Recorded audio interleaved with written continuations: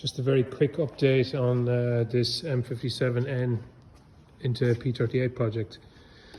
Trying to remember now where I finished with the last video. I think the engine was in the last video. We're getting this engine ready to fire up probably tomorrow. I've got cables ran and stuff from one of the connectors in the old fuse box. It has various, I'll show you over at the other ECU box. The turbo has been fitted with an electronic actuator. It would have originally had a vacuum actuator, so that's been sent out and bench tested in its current format with the electronic actuator. You can see I used a 1300 degree silicone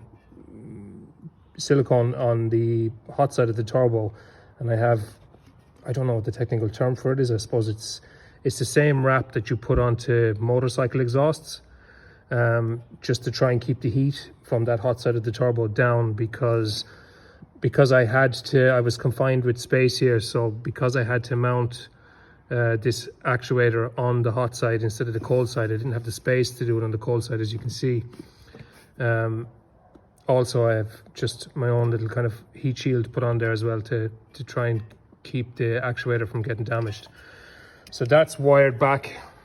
Everything is wired back across the top of the firewall there to the ECU box. I think I showed you all the fans and stuff the last time. You can see the two 11-inch fans down at the base of the rad. So they're blowing air through the base of the rad. And then I have a high-powered Comex 14-inch on the top end of the radiator, and that's sucking air. So one thing I am short at the moment is I have my boost hoses and stuff plumbed up here on this side, but I need to get 245 degrees probably in silicone for this side. If you can see where that finishes, I had to cut that boost pipe. I might be able to see it better here. So that needs to come up through here and finish off into the intercooler here. So that's one part I have left to do, and also the AC. I figured out how to do the AC in it. It's not that complicated, but I'm actually stuck for, I don't know if you can see the compressor down through here. You can.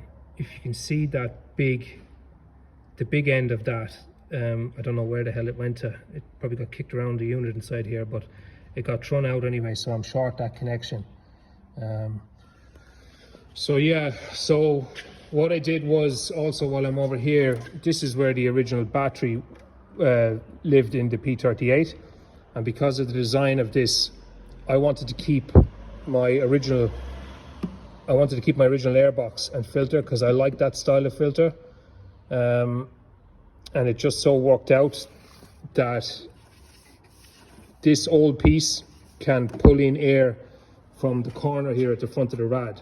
So it's going to pull in cold air along here, and then it's going to meet the filter and stuff inside here. So that just worked out, and it worked out better for me to move the battery from this side over to the other side where I've mounted the ECU box anyway. So what I did here was I went to the breaker P38 and pulled the old plastic battery box off that, and because both sides are pretty much the same, that fit in here perfectly. Just drilled and tapped the bracket just to keep the NCT guys off my back. And then you have your ECU box, which is, there's a frame mounted, and I have foam put underneath the frame just to kind of keep the shocks on the box down, and then there's one inch give or take thick foam to house the ECU over here. So yeah, so if the cables just ran over here for the moment, tomorrow afternoon, tomorrow evening, we'll be connecting up. Everything is labeled, everything is marked, we know where everything goes. So the hardest part is over. It's just a matter of connecting up the few bits, and we'll test fire the engine. There's no oil in it at the moment, so I'd better not forget to put oil in it.